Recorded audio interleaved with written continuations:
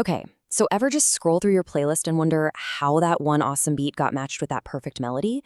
Well, believe it or not, the phone in your hand is way more than just a music player. It's actually a world map. And every single song tells the story of a journey. I mean, really think about it for a second. That rhythm you're tapping your foot to right now, it could have traveled thousands of miles in hundreds of years just to reach your ears. So today, we're going to go on a mission to find out where these sounds were born. You know, in a video game when characters from totally different worlds team up for a super mashup? That's exactly what's happening in music all the time. It's this awesome, creative collision of styles from literally every corner of the planet. And this epic team-up has a name: fusion music. Think of it like a chef mixing ingredients you'd never think to put together, but they create a totally new flavor. The goal isn't to hide the original tastes, it's to connect them, making something that feels familiar and brand new all at the same time. So, what does that actually sound like? Okay, check this out. You can take the super hypnotic sound of a sitar from India and drop it right into a modern pop track. Or you could hear a classic folk violin melody and completely transform it into the heart of an epic rock ballad. It's the ultimate musical remix, for real. All right, you might want to pack your bags, metaphorically speaking, because we are going on a quick world tour to find the roots of the music you hear every single day. And the best part, no passport required. Our first stop is West Africa.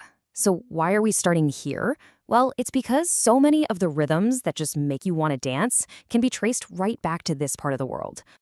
The energy here is just so infectious. A key technique is layering multiple, complex drum beats on top of each other. It's called polyrhythm, and it's the thing that physically makes you want to move.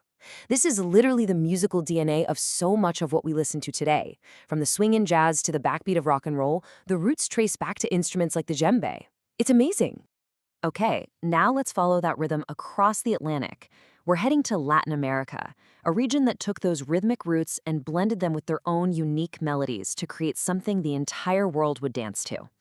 Latin America brings the melody and the party. Genres like salsa and cumbia are all about social dancing and celebration. And that signature sound of bright trumpets and intricate guitar playing has become a global phenomenon. I mean, you've definitely heard this music at a party or a festival, no matter where you live. For our final stop, let's ride the massive cultural wave coming from Asia.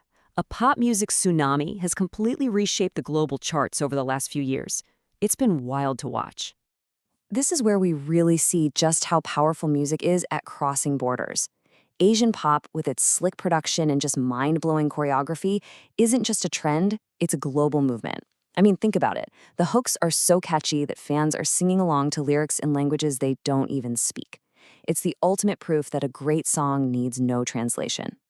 So, how did all these sounds start mixing together so easily? Well, the answer is technology. It completely changed the rules of the game.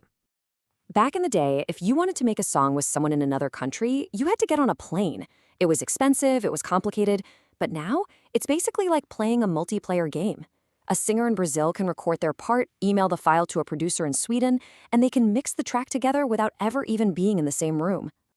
So what this really means is that thanks to technology, geography is no longer a barrier. The entire planet has become one giant recording studio where any musician can collaborate and create together instantly. But just like in any game, there are rules. When we borrow sounds from other cultures, it's really important to do it with respect. It's about understanding the original mix before you go and make your own remix. And listen, there's a huge difference between doing this right and doing this wrong. The right way? That's called appreciation. That's when you actually learn the history, you credit the original artists, and you build a real connection. The wrong way is basically just taking a sound because it's cool without giving any credit or understanding its meaning. That's like sampling a track without clearing it. It's just not cool. So what does this mean for you? It just means being curious. When you hear a sound you love, take a second to learn where it came from. It makes you a smarter fan and honestly a more respectful listener.